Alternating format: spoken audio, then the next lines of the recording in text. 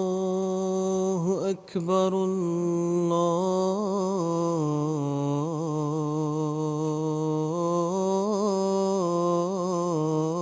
الله أكبر.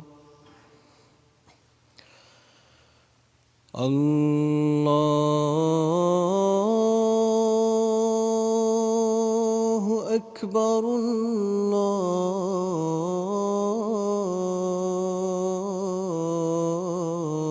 الله أكبر. أشهد أن لا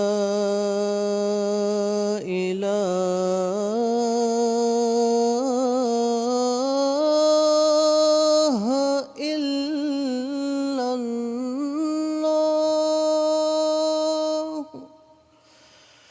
أشهد أن لا إله إلا الله.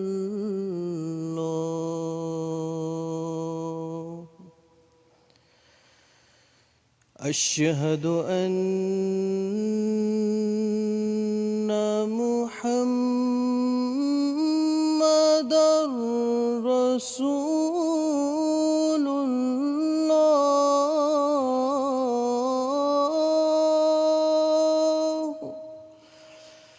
أشهد أن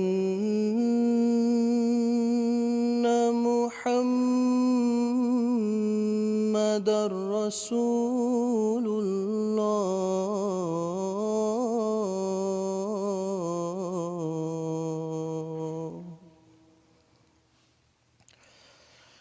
حي على الصلاة.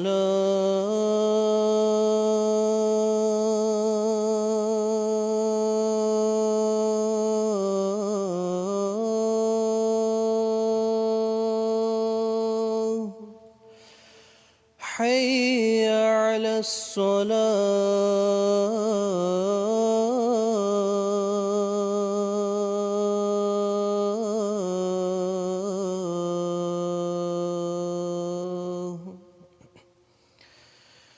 حي على الفلاح.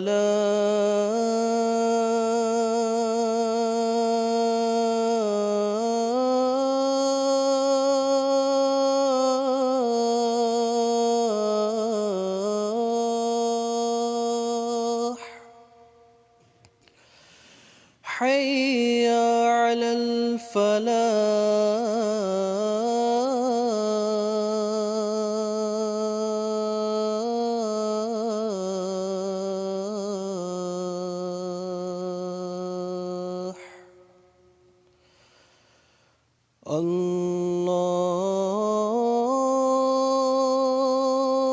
الله أكبر.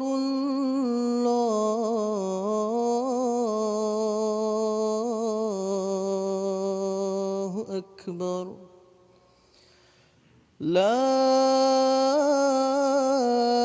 إله إلا الله.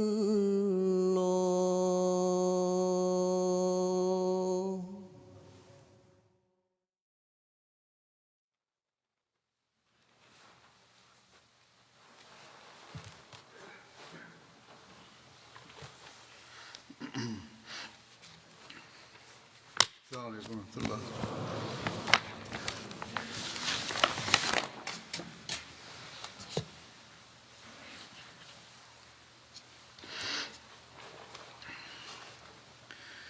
أشهد أن لا إله إلا الله وحده لا شريك له وأشهد أن محمدًا عبده ورسوله. أما بعد فأعوذ بالله من الشيطان الرجيم. بسم الله الرحمن الرحيم. الحمد لله رب العالمين الرحمن الرحيم مالك يوم الدين إياك نعبد وإياك نستعين اهدنا الصراط المستقيم صراط الذين أنعمت عليهم غير المغضوب عليهم ولا الضالين.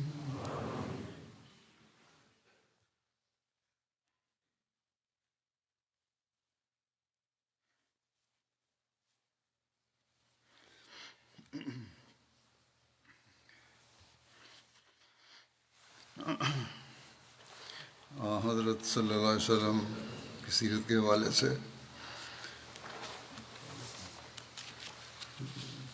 غزوہ احد کا ذکر ہو رہا تھا. اس کی مزید تفصیل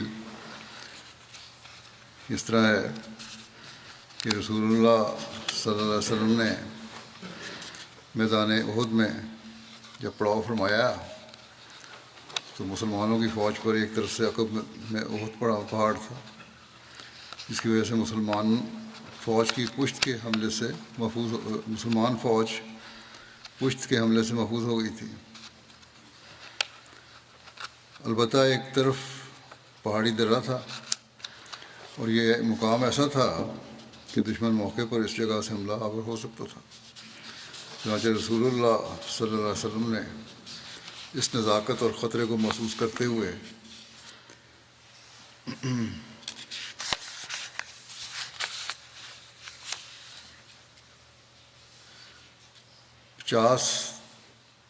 تیر انداز صحابہ کرام کے ایک دستے پر عبداللہ بن جبیر کو امیر بنایا اور اسے درے پر متعین فرمایا.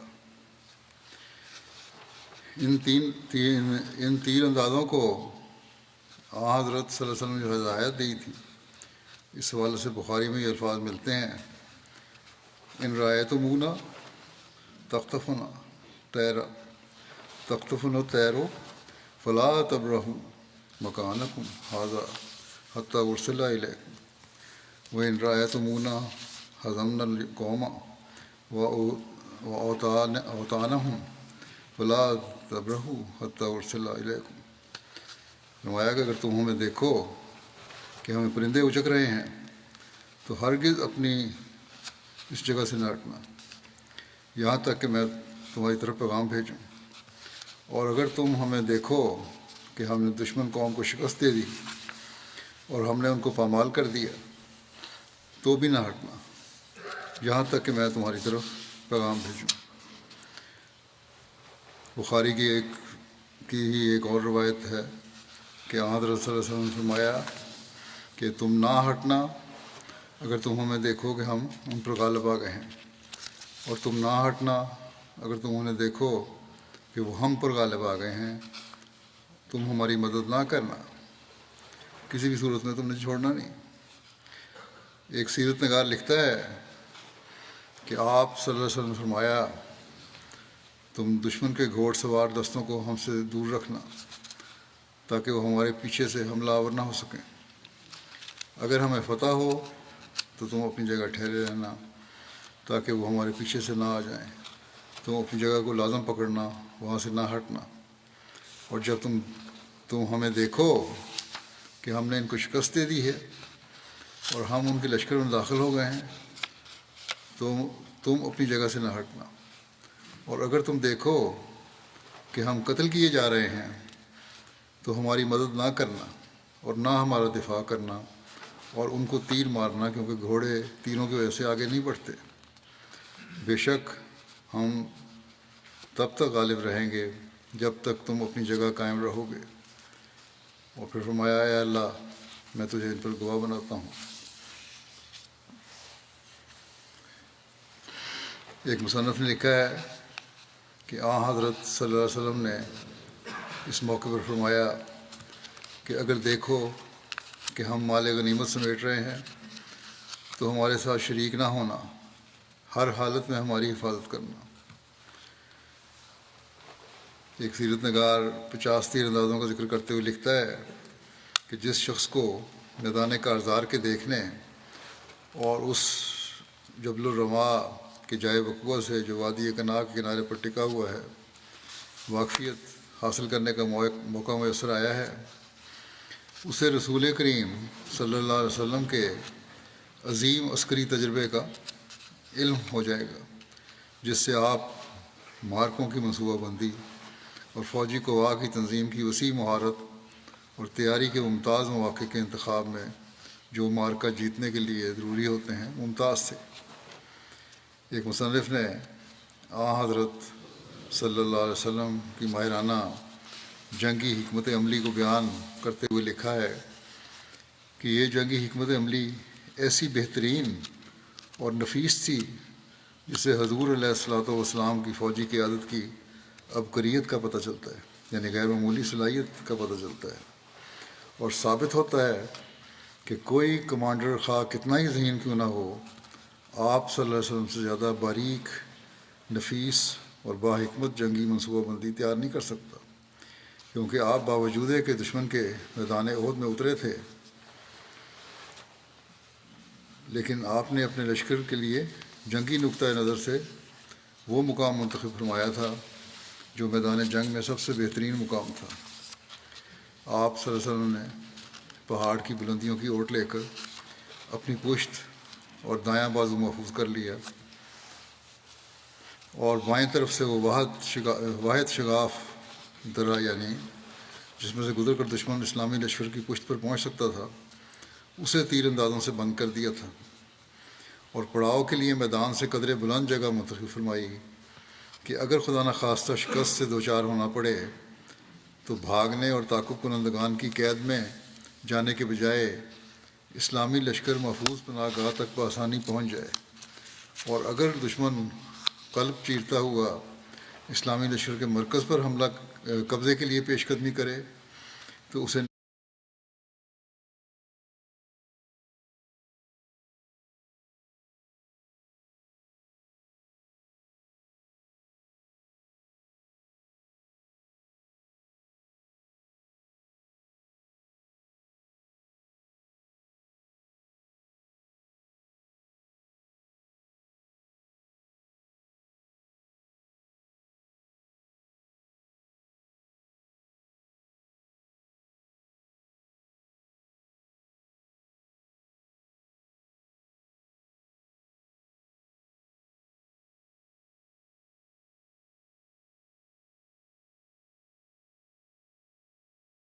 نہایت سنگین نقصان سے دوچار ہونا پڑے۔ اس کے برعکس آپ صلی اللہ علیہ وسلم نے دشمن کو کھلے میدان میں نشیب کی طرف رہنے پر مجبور کر دیا۔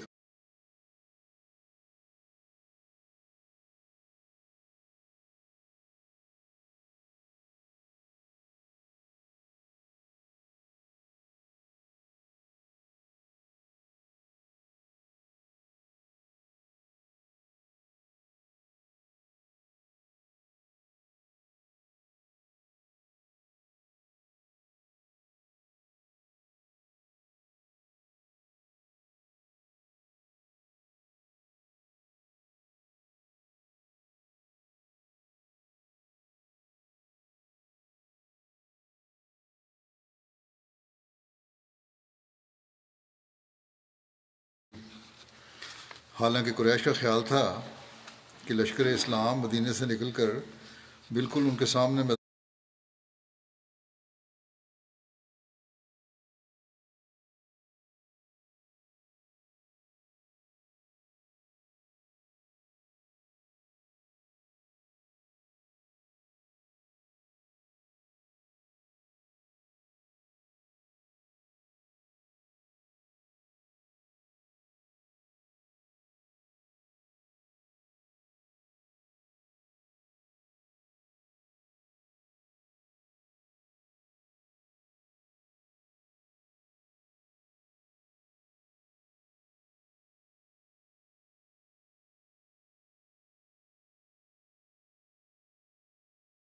میں اترے گا، مگر رسول اللہ صلی اللہ علیہ وسلم نے لشکر اسلام کو نیم دائرے میں گھمایا اور دشمن کو مغرب میں چھوڑتے ہوئے ان کے عقب میں محفوظ ترین مقام کو منتخب فرمایا۔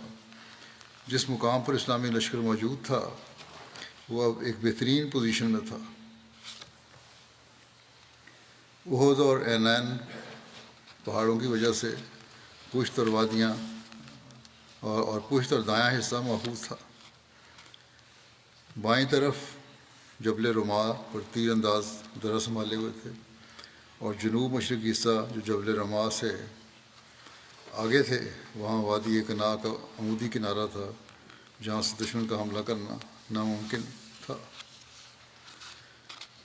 اس بارے میں سید خاتم النبیین میں سید احمد بشیر حسن نے بھی لکھا ہے، کہتے ہیں کہ حضرت صلی اللہ علیہ وسلم خدا کی مدد پر بھروسہ کرتے ہوئے آگے بڑھے اور احد کے میدان میں ڈیرا ڈال دیا، ایسے طریق پر کہ احد کی پہاڑی مسلمانوں کے پیچھے کی طرف آ گئی اور مدینہ گویا سامنے رہا، اور اس طرح آپ نے لشکر کا عقب محفوظ کر لیا۔ عقب کی پہاڑی میں ایک درہ تھا جہاں سے حملہ ہو سکتا تھا۔ اس کی حفاظت کا آپ نے یہ انتظام فرمایا کہ عبداللہ بن جبیر کی سرداری میں 50 تیر انداز صحابی و متعین فرما دیے، اور ان کو تاکید فرمائی کہ خواہ کچھ ہو جاوے وہ اس جگہ کو نہ چھوڑیں اور دشمنوں پر تیر برساتے جائیں۔ آپ کو اس درے کی حفاظت کا اس قدر خیال تھا کہ آپ نے عبداللہ بن جبیر سے بتکرار فرمایا کہ دیکھو یہ درہ کسی صورت میں خالی نہ رہے، حتیٰ کہ اگر تم دیکھو کہ ہمیں فتح ہو گئی ہے اور دشمن پسپا ہو کر بھاگ نکلا ہے تو پھر بھی تم اس جگہ کو نہ چھوڑنا، اور اگر تم دیکھو کہ مسلمانوں کو شکست ہو گئی ہے اور دشمن ہم پر غالب آ گیا ہے تو پھر بھی تم اس جگہ کو سے نہ ہٹنا۔ حتیٰ کہ ایک روایت میں یہ الفاظ آتے ہیں کہ اگر تم دیکھو کہ پرندے ہمارا گوشت نوچ رہے ہیں تو پھر بھی تم یہاں سے نہ ہٹنا، حتیٰ کہ تمہیں یہاں سے ہٹ آنے کا حکم جاوے۔ حضرت مسلمہ رضی اللہ عنہ بارے میں بیان فرماتے ہیں کہ آخر آپ احد پر پہنچے، وہاں پہنچ کر آپ نے ایک پہاڑی درے کی حفاظت کے لیے 50 سپاہی مقرر کیے، اور سپاہیوں کے افسر کو تاکید کی کہ وہ درہ اتنا ضروری ہے کہ خواہ ہم مارے جائیں یا جیت جائیں تم اس جگہ سے نہ ہلنا۔ اس کے بعد آپ بقیہ 650 آدمی لے کر دشمن کے مقابلے کے لیے نکلے، جو اب دشمن کی تعداد سے قریباً 5واں حصہ تھا۔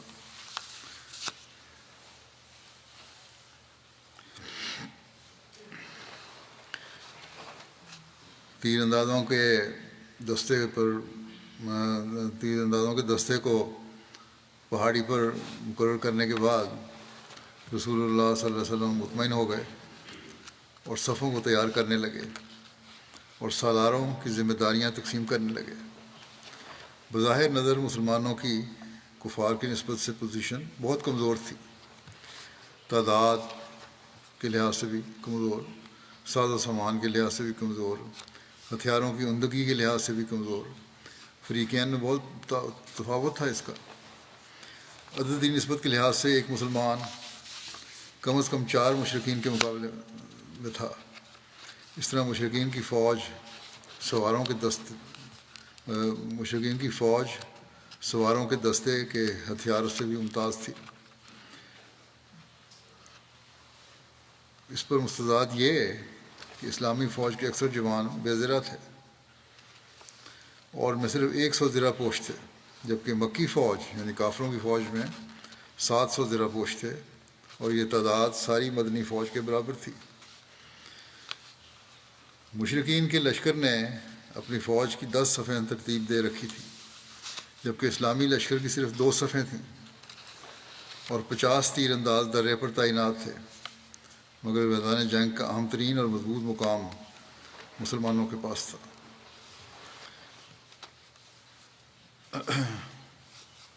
حضرت صلی اللہ علیہ وسلم نے لشکر کے میمنہ پر حضرت زبیر بن عوام کو اور میسرہ پر منذر بن عمر غنوی کو مقرر کیا اور فرمایا مشرکین کا جھنڈا کس نے اٹھایا ہوا ہے؟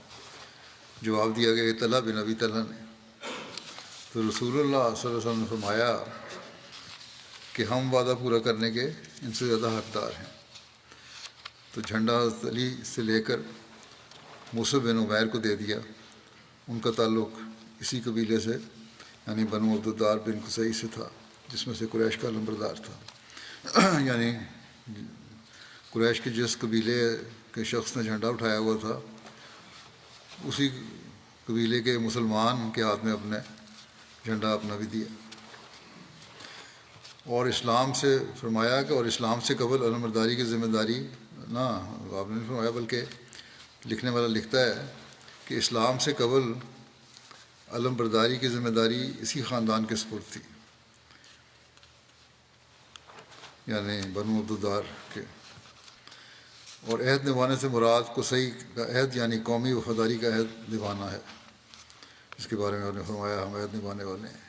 اور اس دن مسلمانوں کا شعار امت تھا، یعنی نعرہ۔ رسول اللہ صلی اللہ علیہ وسلم خشوع و خضوع کے ساتھ بارگاہ رب العزت میں عجز و نیاز کے ساتھ فتح و کامیابی کے لیے دعائیں مانگ رہے تھے۔ اسلامی لشکر کی صفوں میں انصار دائیں اور بائیں تھے، یعنی میمنہ اور میسرہ پر انصار مدینہ تھے، اور قلب لشکر جہاں دوران جنگ دشمن کا مکمل دباؤ ہوتا ہے، وہاں رسول اللہ صلی اللہ علیہ وسلم مہاجرین کے ساتھ موجود تھے۔ درمیان میں آپ تھے سب مہاجرین کے ساتھ۔ آپ کا مرکز قیام دوسری صف کے پیچھے بالکل درمیان میں تھا، جہاں آپ کھڑے تھے وہ یہ تھا پہلی صف کے پیچھے فوری طور پہ درمیان میں دوسری صف میں تھے آپ نے صحابہ کرام کو حکم دے رکھا تھا کہ ہماری طرف سے احکامات ملنے سے قبل پیش قدمی نہ کی جائے۔ صحیح مسلم میں روایت ہے کہ حضرت انس سے مروی ہے کہ رسول اللہ صلی اللہ علیہ وسلم احد کے دن یہ دعا فرما رہے تھے، اللہم انک انتشاء لا تعبد فی الارض، کہ اے اللہ اگر تو چاہے تو زمین میں تیری عبادت نہیں کی جائے گی، یعنی اگر تم نے مدد نہ کی تو پھر تو یہی حال ہوگا۔ بعض روایت میں یہ ہے کہ حضرت صلی اللہ علیہ وسلم نے جنگ بدر کے دن یہ دعا کی تھی، وہاں بھی ذکر ہوا تھا۔ مسلم کی شرح میں لکھا ہے کہ ممکن ہے کہ دونوں مواقع پر آپ صلی اللہ علیہ وسلم نے یہ دعا کی ہو، اللہ عالم۔ حضرت سعد بن ابی وقاص سے روایت ہے کہ عبداللہ بن جہش نے کہا تم میرے ساتھ آؤ، ہم مل کر اللہ سے دعا مانگیں گے۔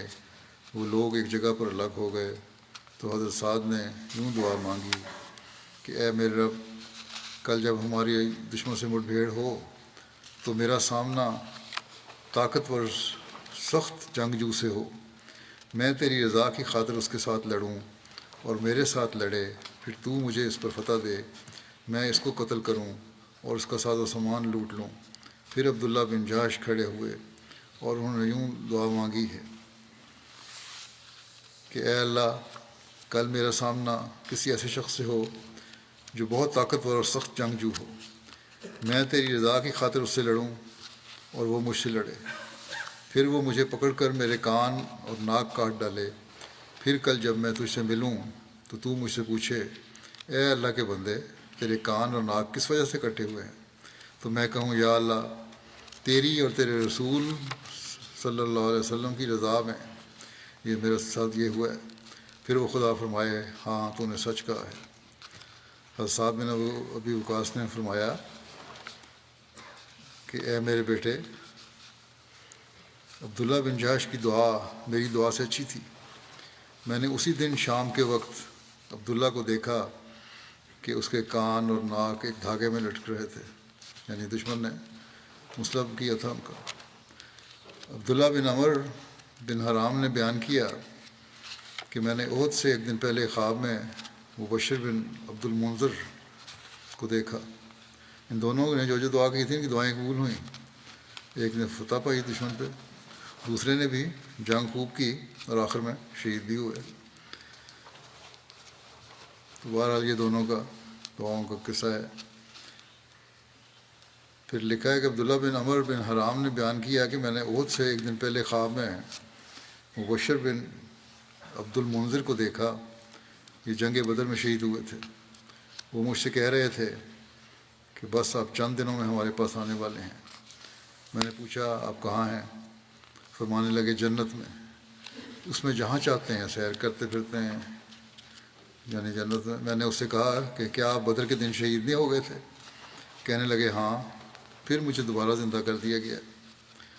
اس خواب کا ذکر حضرت عبداللہ بن عمر بن حرام نے نبی کریم صلی اللہ علیہ وسلم سے کیا تو آپ نے فرمایا اے ابو جابر، یہ شہادت کی خوشخبری ہے. چنانچہ روایت میں آتا ہے کہ حضرت جابر نے بیان کیا کہ آپ کے والد احد کے دن شہید ہو گئے.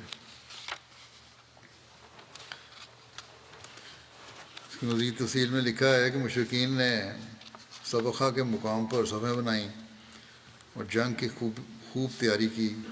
وہ 3000 تھے. ان کے پاس 200 گھوڑے تھے جو آگے آگے تھے. پھر انہوں نے گھوڑوں کی میمنہ پر خالد بن ولید اور میسرہ پر اکرمہ بن ابو جہل کو مقرر کیا تھا، اور پیدل چلنے والوں پر صفوان بن امیہ کو، اور بعض نے کہا کہ عمر بن عاص کو، اور تیر اندازوں پر عبداللہ بن ابی ربیہ کو. یہ سارے لوگ بعد میں اسلام بھی لے آئے تھے. تو انہوں نے جھنڈا طلحہ بن ابی طلحہ کو دیا جو عبدالدار میں سے تھا. یہ اس جھنڈے کی جو حضرت نے فرمایا نا ہم زیادہ حق رکھتے ہیں، اس کی تفصیل بھی یہاں کچھ بیان ہوئی ہے. طلحہ بن ابی طلحہ کو جھنڈا دیا جو بنو عبدالدار میں سے تھا، اور ابو سفیان نے بنو عبدالدار کے جھنڈے والوں کو برانگیختہ کرتے ہوئے کہا اے بنو عبدالدار، بدر کے دن بھی تم نے ہمارا جھنڈا اٹھایا تھا،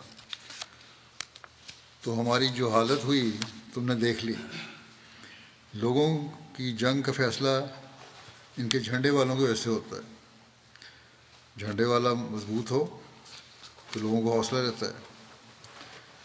جب وہ بھاگتے ہیں تو لوگ بھی بھاگ کھڑے ہوتے ہیں. اگر جھنڈے والا بھاگ جائے تو لوگ بھی پھر خوف سے بھاگ جاتے ہیں. بس یا تو تم ہمارے جھنڈے کو سنبھالو اور یا ہمارے رستے سے ہٹ جاؤ، ہم تمہاری طرف سے کافی ہو جائیں گے. غیرت دلانے کی کوشش کی ان کو.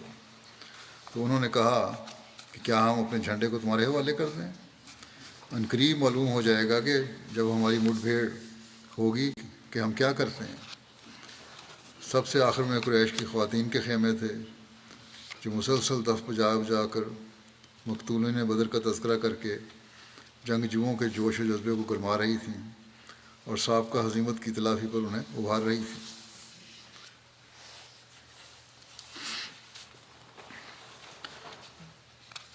تو مرزا بشیر احمد صاحب تفصیل اس کی خاتم النبیین میں لکھتے ہیں، سیرت خاتم النبیین میں، کہ اپنے عقب کو پوری طرح محفوظ کر کے آپ صلی اللہ علیہ وسلم نے لشکر اسلامی کی صف بندی کی اور مختلف دستوں کے جدا جدا امیر مقرر فرمائے. اس موقع پر آپ کو یہ اطلاع دی گئی کہ لشکر قریش کا جھنڈا طلحہ کے ہاتھ میں ہے. طلحہ اس خاندان سے تعلق رکھتا تھا جو قریش کے مورث اعلیٰ قصی بن کلاب کے قائم کردہ انظام کے ماتحت جنگوں میں قریش کی علم برداری کا حق رکھتا تھا. یہ معلوم کر کے جب آپ کو پتہ لگا یہ، تو آپ صلی اللہ علیہ وسلم نے فرمایا کہ ہم قومی وفاداری دکھانے کے زیادہ حقدار ہیں. چنانچہ آپ نے حضرت علی سے مہاجرین کا جھنڈا لے کر مصعب بن عمیر کے سپرد فرمایا جو اسی خاندان کے ایک فرد تھے جس سے طلحہ تعلق رکھتا تھا. دوسری طرف قریش کے لشکر میں بھی صف آرائی ہو چکی تھی. ابو سفیان امیر العسکر تھا، سپہ سالار تھا. میمنہ پر خالد بن ولید کمانڈر تھا اور میسرہ پر اکرمہ بن ابو جہل تھا. تیر انداز عبداللہ بن ربیہ کی کمان میں تھے. عورتیں لشکر کے پیچھے دفیں بجا بجا کر اور اشعار گا گا کر مردوں کو جوش دلاتی تھیں.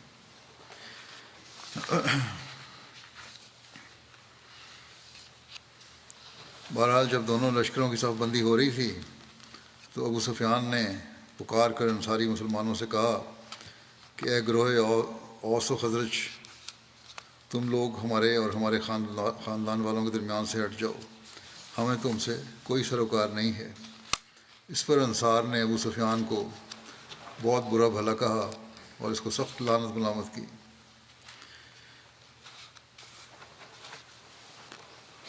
جنگ کا آغاز اب ہوتا ہے. جنگ کے لیے سب سے پہلے ابتدا ابو عامر فاسق نے کی۔ اس کو جاہلیت میں راہب کے نام سے پکارا جاتا تھا۔ رسول اللہ صلی اللہ علیہ وسلم نے اس کا نام فاسق رکھا تھا۔ یہ شخص مدینے سے بھاگ کر مکہ چلا گیا تھا اور قریش سے کہتا تھا کہ جب میں اپنی قوم سے جا کر ملوں گا تو ساری قوم میرے ساتھ ہو جائے گی۔ اس کو یہ غلط فہمی تھی کہ جب میں جاؤں گا تمہارے ساتھ وہاں میں اپنا نام لوں گا تو انصار مسلمانوں کو چھوڑ کے میرے ساتھ آ جائیں گے۔ بہرحال یہ اپنی قوم کے 50 آدمیوں کے ساتھ نمودار ہوا، اور کہا جاتا ہے کہ 15 لوگ اس کے ساتھ مکے سے گئے تھے اور باقی مختلف قبیلوں سے جمع کیے ہوئے اور اہل مکہ کے غلام تھے۔ اس نے آواز دی، اے اوس کی جماعت، میں ابو عامر ہوں۔ تو انصار نے کہا، اے فاسق، اللہ تیری آنکھ کو ٹھنڈا نہ کرے۔ جب اس نے انصار کا جواب سنا تو کہا، میری قوم کو میرے بعد شر پہنچا ہے۔ پھر اس نے بڑی سخت لڑائی کی، پھر ان پر پتھر پھینکنے لگا۔ ابو عامر کے بیٹے حضرت حنظلہ مسلمانوں کی طرف سے اس جنگ میں شامل تھے۔ یہ مسلمان ہو گئے تھے اور انہوں نے رسول اللہ صلی اللہ علیہ وسلم سے اجازت مانگی کہ اپنے باپ کو خود قتل کریں، مگر حضرت صلی اللہ علیہ وسلم نے ان کو ایسا کرنے سے روک دیا۔ اب یہ جنگی حالات ہیں، اس کے باوجود یہ ہوش و حواس بھی قائم رکھنے کے لیے آپ نے فرمایا نہیں، تم نے نہیں کرنا، اس کو قتل کرے گا کوئی اور کرے گا۔ چنانچہ ابو عامر کے بعد مشرکوں کی طرف سے ایک شخص جو اونٹ پر سوار تھا میدان میں نکل کر آیا اور مبارزت طلب کی۔ لوگ اس کی طرف متوجہ ہوئے، یہاں تک کہ اس نے 3 مرتبہ للکارا تو حضرت زبیر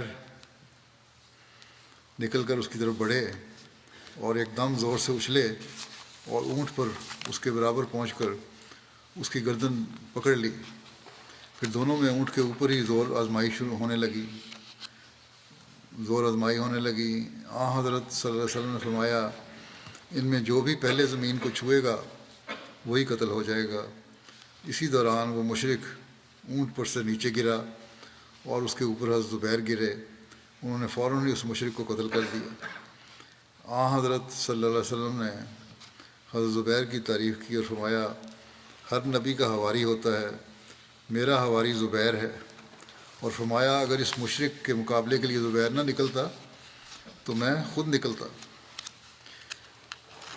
جب لوگوں میں مٹ بھیڑ ہو رہی اور ایک دوسرے کے قریب ہوئے تو ہند بنت عتبہ عورتوں کے ساتھ کھڑی ہو گئی اور وہ عورتیں دف بجانے لگیں۔ تو ہند نے اشعار میں کہا، دیکھو اے بنو عبدالدار، دیکھو اپنی پشتوں کی حفاظت کرنے والوں، آگے بڑھو اور خوب شمشیر کے جوہر دکھاؤ، ہم معزز لوگوں کی بیٹیاں ہیں۔ یہ گا گا کر یہ اشعار پڑھ رہی تھی۔ ہم گداز قالینوں پر چلتی ہیں، ہماری گردنوں پر موتی آویزاں ہیں، ہماری مانگ میں کستوری بھری ہوئی ہے۔ اگر تم پیش قدمی کرو گے تو ہم تمہیں گلے لگائیں گی، اور اگر تم نے پیٹھ پھیر لی تو ہم تم سے روٹھ جائیں گی، اور اس کنارہ کشی پر ہمیں کوئی افسوس نہیں ہوگا۔ جذبات بھڑکانے کی کوشش کی ان کی۔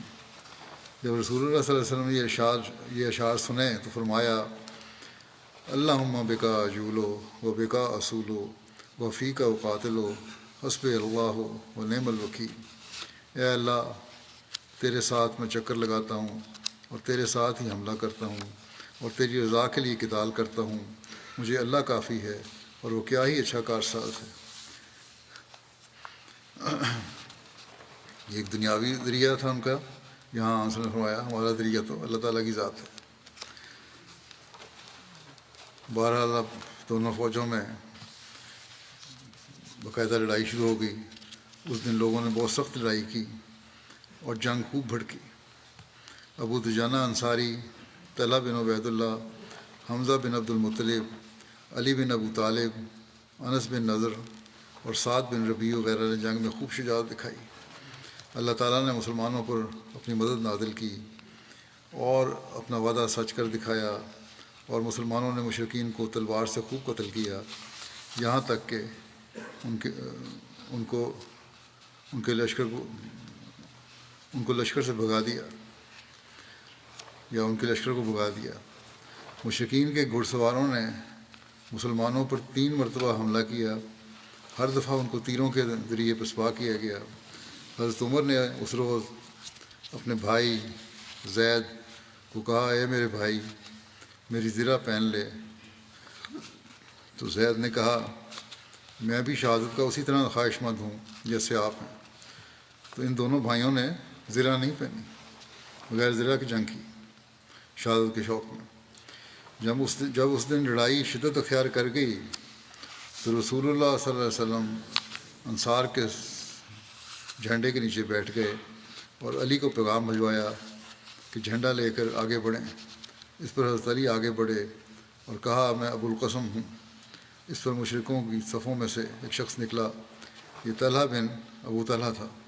اس کے ہاتھ میں مشرکوں کا پرچم تھا، کیونکہ جنگوں میں پرچم اٹھانے کا اعزاز بنو عبدالدار کے خاندان کے ساتھ مخصوص تھا، کیونکہ قریشی پرچم عبدالدار نہیں بنایا تھا۔ طلحہ بن عبدالطلحہ نے مبارزہ طلب کی، یہ کون ہے جو میرے مقابلے کو آئے گا؟ اس نے کئی بار مسلمانوں کو للکارا مگر کوئی شخص بھی اس کی طرف نہیں نکلا۔ آخر طلحہ نے پکار کر کہا، اے محمد صلی اللہ علیہ وسلم کے ساتھیوں، تمہارا تو یہ خیال ہے کہ تمہارے مقتول یعنی شہید جنت میں جاتے ہیں اور ہمارے مقتول جہنم میں جاتے ہیں۔ ایک روایت میں ہے کہ اس نے کہا کہ اے محمد کے ساتھیوں صلی اللہ علیہ وسلم، تمہارا خیال تو یہ ہے کہ اللہ تعالیٰ ہمیں جلدی جلدی تمہاری تلوار کی دھار پر رکھ کر جہنم میں جھونکتا ہے اور تمہیں ہماری تلواروں سے قتل کرا کر فوراً جنت میں داخل کر دیتا ہے۔ اس لیے تم میں سے کون ہے جو مجھے اپنی تلوار کے ذریعے جلد از جلد جہنم میں پہنچا دے یا جلد از جلد میری تلوار کے ذریعے جنت میں پہنچ جائے؟ اس نے بھڑکانے کی کوشش کی۔ کہنے لگا کہ لات و عزیٰ کی قسم تم جھوٹے ہو، اگر تم اپنے اس عقیدے پر یقین رکھتے تو یقیناً تم میں سے کوئی نہ کوئی اس وقت میرے مقابلے کے لیے نکل آتا۔ یہ سن کر حضرت علی نکل کر مقابلے کے لیے اس کے سامنے پہنچ گئے۔ دونوں میں تلواروں کے وار شروع ہو گئے اور حضرت علی نے اسے قتل کر دیا۔ ایک روایت میں ہے کہ دونوں لشکروں کے درمیان میں یہ دونوں ایک دوسرے کے مقابل ہوئے۔ اچانک حضرت علی اس پر جھپٹے اور اس کو پچھاڑ دیا، اس کی ٹانگ کاٹ دی اور اسے زمین پر گرا دیا۔ اس طرح اس کے جسم کے پوشیدہ اعضاء ظاہر ہو گئے۔ اس وقت طلحہ نے کہا، اے میرے بھائی، میں خدا کا واسطہ دے کر تم سے رحم کی بھیک مانگتا ہوں۔ یہ سن کر حضرت علی وہاں سے لوٹ آئے اور اس پر مزید وار نہیں کیا۔ اس پر بعض صحابہ نے حضرت علی سے کہا کہ آپ نے اس کو قتل کیوں نہیں کیا؟ حضرت علی نے کہا، اس کا سطر کھل گیا تھا اور اس کا رخ میری طرف تھا، اس لیے مجھے اس پر رحم آ گیا اور میں نے یہ جان لیا تھا کہ اللہ تعالیٰ نے اس کو ہلاک کر دیا۔ ایک روایت میں ہے کہ حضرت صلی اللہ علیہ وسلم نے حضرت علی سے فرمایا کہ تم نے اس کو کس لیے چھوڑ دیا؟ حضرت علی نے عرض کیا، اس نے خدا کا واسطہ دے کر مجھ سے رحم کی بھیک مانگی تھی۔ آپ نے فرمایا، اسے قتل کر دو۔ چنانچہ حضرت علی نے اسے قتل کر دیا۔ مشرکین کے علم بردار کا قتل ہونا رسول اللہ صلی اللہ علیہ وسلم کے اس خواب کی تصدیق تھی کہ میں مینڈے کے پیچھے سوار ہوں۔ رسول اللہ صلی اللہ علیہ وسلم خوش ہوئے اور بلند آواز سے اللہ اکبر کہا تو مسلمانوں نے بھی اللہ اکبر کہا اور مشرکین پر ایسا سخت حملہ کیا کہ ان کی صفیں تتر بتر ہو گئیں۔ رسول اللہ صلی اللہ علیہ وسلم کے صحابہ کرام مختلف گروہوں میں ہو گئے اور دشمن کو تلواروں سے کاٹنا شروع کر دیا، یہاں تک کہ ان کو ان کے سامنے سے دور کر دیا۔ طلحہ کے قتل کے بعد مشرکوں کا پرچم اس کے بھائی ابو شیبہ عثمان بن ابو طلحہ نے لے لیا۔ پھر حضرت حمزہ نے اس پر حملہ کیا، اس کا ہاتھ کندھے تک کاٹ ڈالا اور ان کی تلوار اس کی ہنسلی تک کاٹ گئی۔ حضرت حمزہ اس کو قتل کرنے کے بعد یہ کہتے ہوئے وہاں سے واپس ہوئے کہ میں حاجیوں کے ساقی یعنی عبد المطلب کا بیٹا ہوں۔ اس کے بعد مشرکوں کے پرچم کو عثمان اور طلحہ کے بھائی نے اٹھا لیا، جس کا نام ابو سعید بن ابو طلحہ تھا۔ اس پر حضرت سعد بن ابی وقاص نے تیر چلایا جو اس کو سینے میں لگا اور اس طرح اس کو بھی قتل کر دیا۔ اس کے بعد طلحہ بن ابو طلحہ، جس کو حضرت علی نے قتل کیا تھا، اس کے بیٹے مصافے نے پرچم اٹھایا تو حضرت عاصم بن ثابت نے اس پر تیر چلایا اور وہ بھی قتل ہو گیا۔ اس کے بعد مصافے کے بھائی حرث بن طلحہ نے پرچم سنبھالا تو پھر حضرت عاصم نے تیر چلایا اور اس کو بھی قتل کر دیا۔ طلحہ کے ان دونوں بیٹوں مصافح اور حرث کی ماں بھی مشرک لشکر کے ساتھ تھی۔ اس عورت کا نام سلافہ تھا، جس کے بعد حضرت عاصم کا تیر لگتا وہی بیٹا وہاں سے زخمی ہو کر لوٹتا اور ماں کی گود میں سر رکھ کر لیٹ جاتا۔ سلافہ کہتی تجھے کس نے زخمی کیا؟ بیٹا جواب میں کہتا میں نے اس شخص کی آواز سنی ہے، اس نے مجھ پر تیر چلانے کے بعد کہا تھا لے اسے سنبھال، میں ابو افلاح کا بیٹا ہوں۔ چنانچہ اس نے منت مانی، یعنی اس کی ماں نے، کہ اگر عاصم بن ثابت کا سر میرے ہاتھ لگا تو اس میں شراب بھر کر پیوں گی، اور اس نے اعلان کیا کہ جو شخص بھی عاصم بن ثابت کا سر کاٹ کر میرے پاس لائے گا تو میں اسے 100 اونٹ انعام میں دوں گی۔ مگر حضرت عاصم اس غزوہ احد میں شہید نہیں ہوئے، ان کی شہادت سریہ رجیع میں ہوئی تھی۔ غرض ان دونوں بھائیوں کے قتل کے بعد ان کے تیسرے بھائی کلاب بن طلحہ نے پرچم اٹھایا، جسے حضرت زبیر نے قتل کر دیا۔ ایک قول کے مطابق اسے قزمان نے قتل کیا تھا۔ اس کے بعد ان کے بھائی جلاس بن طلحہ نے پرچم اٹھایا، تو اس کو حضرت طلحہ بن عبید اللہ نے قتل کر دیا۔ اس طرح یہ چاروں بھائی یعنی مصافح، حرث، کلاب اور جلاس اپنے باپ طلحہ کی طرح وہیں قتل ہو گئے، اور ان کے ساتھ ہی ان کے دونوں چچا عثمان اور ابو سعید بھی اسی دن غزوہ احد میں قتل ہو گئے۔ ان کے بعد قریشی پرچم ارطاح بن شرحبیل نے اٹھایا، تو اس کو حضرت علی نے قتل کر دیا۔ ایک قول ہے کہ حضرت حمزہ نے قتل کیا۔ اس کے بعد شریح بن کارث نے پرچم سنبھالا تو وہ بھی قتل ہو گیا، مگر اس کے قاتل کا نام معلوم نہیں ہو سکا۔ اس کے بعد یہ پرچم ابو زید بن عمر نے اٹھایا، ان کو قزمان نے قتل کر دیا۔ اس کے بعد شرحبیل بن ہاشم کے بیٹے نے پرچم بلند کیا تو اس کو بھی قزمان نے قتل کر دیا۔ اس کے بعد ان لوگوں کے غلام ثواب نے یہ پرچم اٹھا لیا۔ یہ ایک حبشی شخص تھا، یہ لڑتا رہا یہاں تک اس کا ہاتھ کٹ گیا۔ یہ جلدی سے بیٹھ گیا اور اپنے سینے اور گردن کے سہارے سے پرچم کو اٹھائے رہا، یہاں تک کہ اس کو بھی قزمان نے قتل کر دیا۔ ایک قول یہ ہے کہ اس کے قاتل حضرت سعد بن ابی وقاص تھے، اور ایک قول کے مطابق حضرت علی تھے۔ بہرحال جب جملہ جھنڈا بردار مارے گئے تو مشرکین شکست کھا کر بھاگ کھڑے ہوئے، اور ان کی عورتیں ان کی ہلاکت کی بددعائیں دے رہی تھیں، جیسا کہ آن وسلم نے خواب میں دیکھا تھا علم بردار مارا جائے گا۔ وہ سب مارے گئے، اور مسلمان ان کا تعاقب کر کے ان کو قتل کر رہے تھے، یہاں تک کہ ان کو لشکر سے دور کر دیا۔ قریش کے لشکر کے ساتھ آنے والی عورتیں بھی بھاگ گئیں، ان پر قریش کی شکست میں کوئی شک باقی نہ رہا۔ اس پر قریش کی شکست پر کوئی شک باقی نہ رہا۔ مسلمان مشرکین کے لشکر میں داخل ہو گئے اور مال غنیمت سمیٹنا شروع کر دیا۔ مرزا بشیر صاحب لکھتے ہیں اس بارے میں کہ سب سے پہلے لشکر قریش سے ابو عامر اور اس کے ساتھی آگے بڑھے۔ یہ قبیلہ اوس میں سے تھا اور مدینے کا رہنے والا تھا اور راہب کے نام سے مشہور تھا۔ جب حضرت صلی اللہ علیہ وسلم مدینہ تشریف لائے تو اس کے کچھ عرصے بعد یہ شخص بغض و حسد سے بھر گیا اور اپنے چند ساتھیوں کے ساتھ مکے چلا گیا، اور قریش مکہ کو حضرت صلی اللہ علیہ وسلم اور مسلمانوں کے خلاف اکساتا رہا۔ چنانچہ اب جنگ احد میں وہ قریش کا حمایتی بن کر مسلمانوں کے خلاف شریک جنگ ہوا۔ اور یہ ایک عجیب بات ہے کہ ابو عامر کا بیٹا حنظلہ ایک نہایت مخلص مسلمان تھا، اور اس جنگ کے موقع پر اسلامی لشکر میں شامل تھا اور نہایت جاں بازی کے ساتھ لڑتا ہوا شہید ہوا۔ ابو عامر چونکہ قبیلہ اوس کے ذی اثر لوگوں میں سے تھا، اس لیے اسے یہ پختہ امید تھی کہ اب جو میں اتنے عرصے کی جدائی کے بعد مدینے والوں کے سامنے ہوں گا تو میری محبت میں فوراً محمد صلی اللہ علیہ وسلم کو چھوڑ کر میرے ساتھ آ ملیں گے۔ اسی امید میں ابو عامر اپنے ساتھیوں کو ہمراہ لے کر سب سے پہلے آگے بڑھا اور بلند آواز سے پکار کر کہنے لگا، اے قبیلہ اوس کے لوگوں، میں ابو عامر ہوں۔ انصار نے یک زبان ہو کر کہا، دور ہو جائے فاسق، تیری آنکھ ٹھنڈی نہ ہو، اور ساتھ ہی پتھروں کی ایک ایسی باڑ ماری کہ ابو عامر اور اس کے ساتھی بدحواس ہو کر پیچھے کی طرف بھاگ گئے۔ اس نظارے کو دیکھ کر قریش کا علمبردار طلحہ بڑے جوش کی حالت میں آگے بڑھا اور بڑے متکبرانہ لہجے میں مبارز طلبی کی۔ حضرت علی آگے بڑھے اور 2-4 ہاتھ میں طلحہ کو کاٹ کر رکھ دیا۔ اس کے بعد طلحہ کا بھائی عثمان آگے آیا اور ادھر سے اس کے مقابل بھی حضرت حمزہ نکلے اور جاتے اسے مار گرایا۔ کفار نے یہ نظارہ دیکھا تو غضب میں آ کر عام دھاوا کر دیا۔ مسلمان بھی تکبیر کے نعرے لگاتے ہوئے آگے بڑھے اور دونوں فوجیں آپس میں گتھم گتھا ہو گئیں۔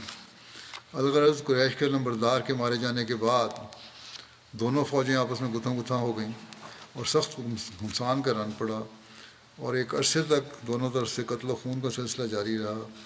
آخر آہستہ آہستہ اسلامی لشکر کے سامنے قریش کی فوج کے پاؤں اکھڑنے شروع ہوئے۔ چنانچہ مشہور انگریز مورخ سر ولیم میور لکھتے ہیں کہ مسلمانوں کے خطرناک حملوں کے سامنے مکی لشکر کے پاؤں اکھڑنے لگ گئے۔ قریش کے رسالے نے کئی دفعہ یہ کوشش کی کہ اسلامی فوج کے بائیں طرف حکم سے ہو کر حملہ کریں، مگر ہر دفعہ ان کو ان 50 تیر اندازوں کے تیر کھا کر پیچھے ہٹنا پڑا جو محمد صلی اللہ علیہ وسلم نے وہاں خاص طور پر متعین کیے ہوئے تھے۔ مسلمانوں کی طرف سے احد کے میدان میں بھی وہی شجاعت و مردانگی اور موت و خطر سے وہی بے پرواہی دکھائی گئی جو بدر کے موقع پر انہوں نے دکھائی تھی۔ یہ انگریز مورخ لکھ رہا ہے۔ مکے کے لشکر کی صفیں پھٹ جاتی تھیں جب اپنی خود کے ساتھ سرخ رومال باندھے ابو دجانہ ان پر حملہ کرتا تھا، اور اس تلوار کے ساتھ جو اسے محمد صلی اللہ علیہ وسلم نے دی تھی چاروں طرف گویا موت بکھیرتا جاتا تھا۔ حمزہ اپنے سر پر شتر مرغ کے پروں کی کلگی لہراتا ہوا ہر جگہ نمایاں نظر آتا تھا۔ علی اپنے لمبے اور سفید پھریرے کے ساتھ، اور زبیر اپنی شوخ رنگ کی چمکتی ہوئی زرد پگڑی کے ساتھ بہادران ایلیٹ کی طرح جہاں بھی جاتے تھے دشمن کے واسطے موت و پریشانی کا پیغام اپنے ساتھ لے جاتے تھے۔ یہ جو ہے ایلیٹ کا ذکر کیا ہے میرے ولیم میور نے، یہ یونان کی کہانیوں کا ایک ہیرو ہے، یونان کی کہانی کے ہیرو ہیں، یونانی کہانیوں کے جو بڑے سخت جنگجو تھے۔ بہرحال وہ کہتا ہے کہ یہ وہ نظارے ہیں جہاں بعد کی اسلامی فتوحات کے ہیرو تربیت پذیر ہوئے۔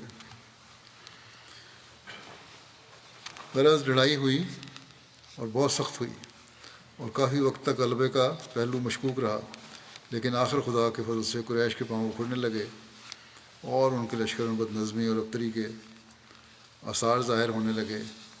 قریش کے علمبردار ایک ایک کر کے مارے گئے، اور ان میں سے تقریباً 9 شخصوں نے باری باری اپنے قومی جھنڈے کو اپنے ہاتھ میں لیا، مگر سارے کے سارے باری باری مسلمانوں کے ہاتھوں قتل ہوئے، جیسے کہ تفسیر میں بیان ہوا ہے۔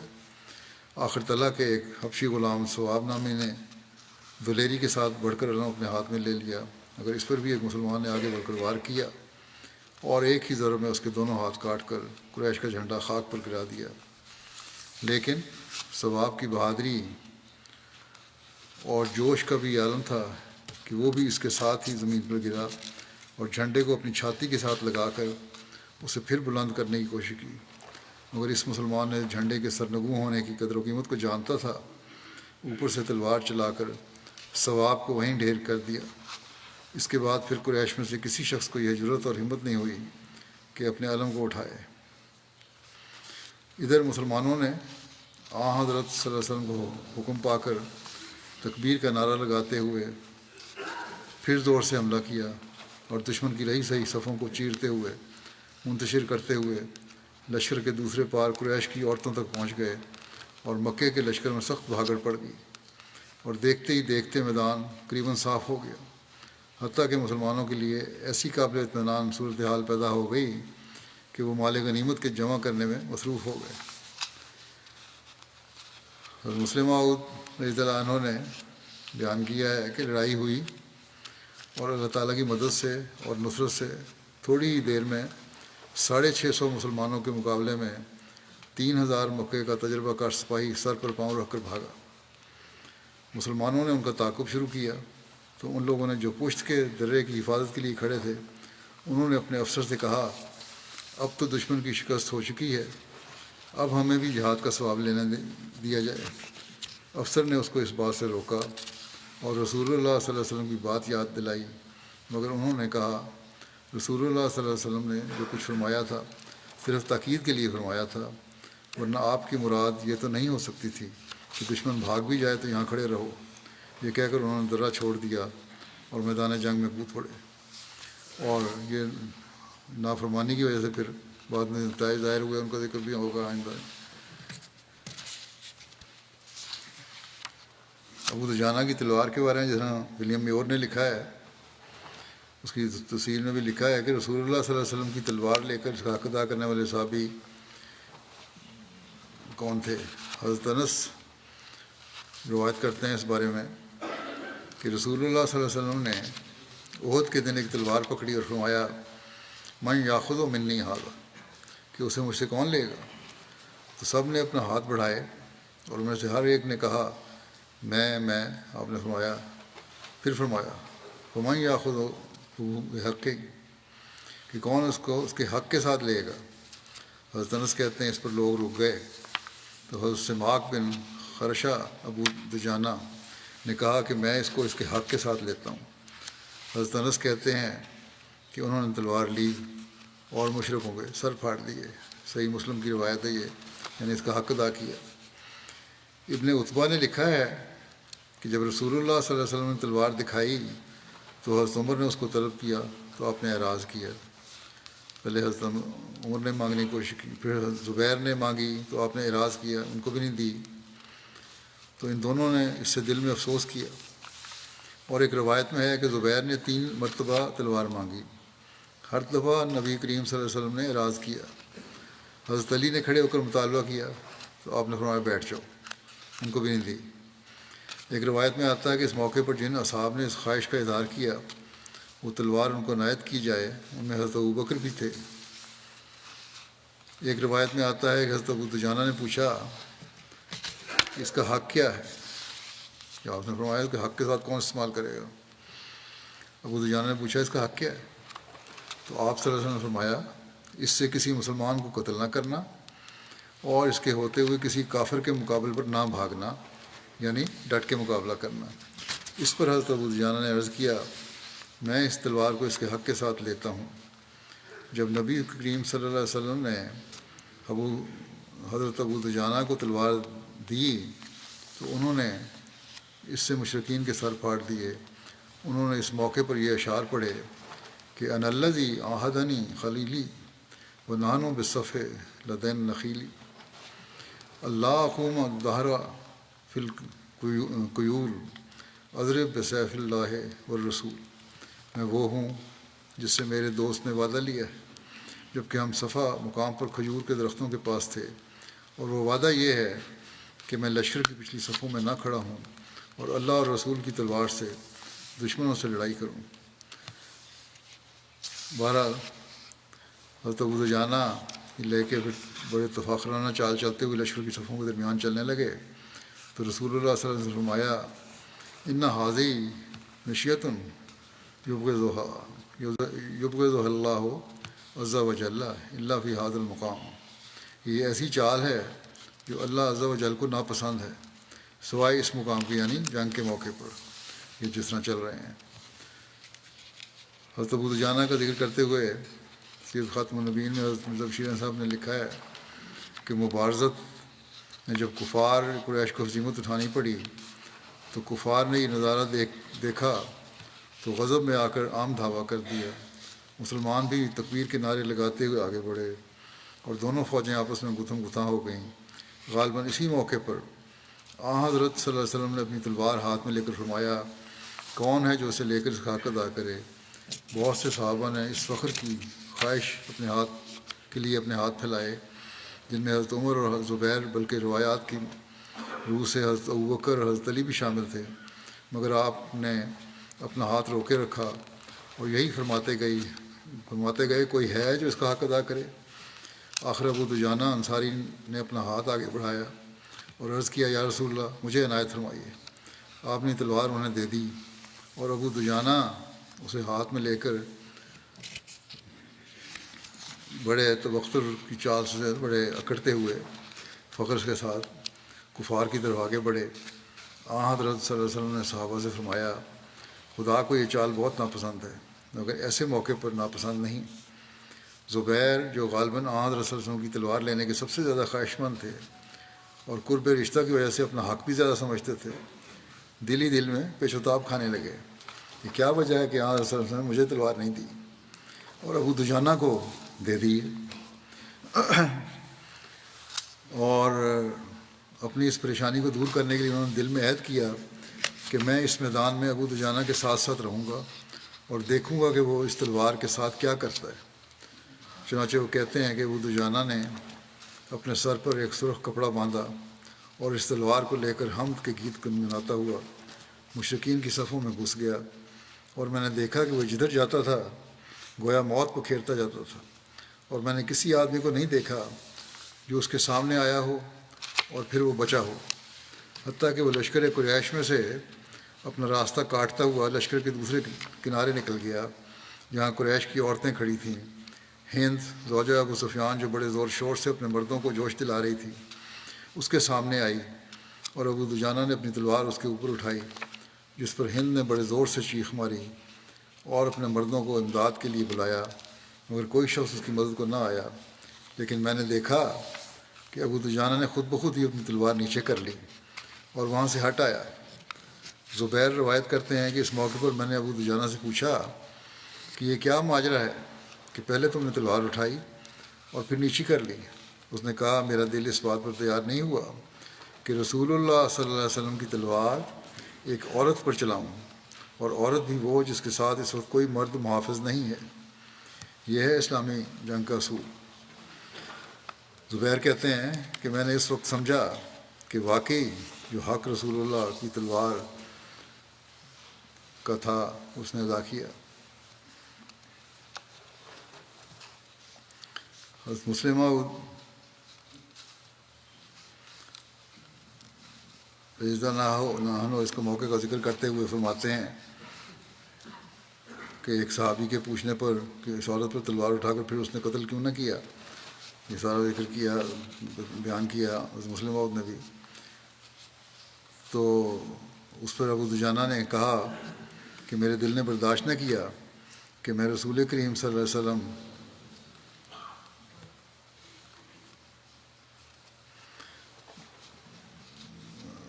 میرے دل نے برداشت نہ کیا کہ میں رسول کریم صلی اللہ علیہ وسلم کی دی ہوئی تلوار کو ایک کمزور عورت پر چلاؤں۔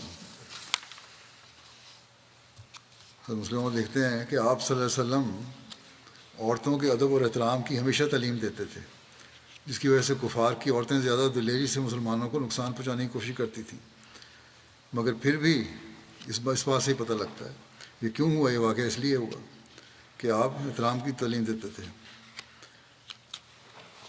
اور عورتیں اس کی وجہ سے پھر زیادہ دلیر ہو گئی تھیں اور نقصان پہنچانے کی کوشش کرتی تھیں، مگر پھر بھی مسلمان ان باتوں کو برداشت کرتے چلے جاتے تھے۔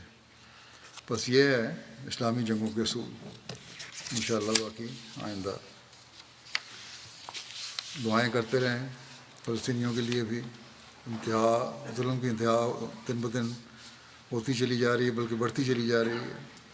اللہ تعالیٰ ظالموں کو پکڑ کے سامان کرے اور مظلوم فلسطینیوں کو بھی کے لیے آسانیاں پیدا فرمائے، مسلمان ممالک کو بھی عقل اور سمجھ دے کہ ان کی آواز ایک ہونے اور وہ مسلمان بھائیوں کے لیے ان کا حق ادا کرنے کے لیے کوشش کرنے والے ہوں۔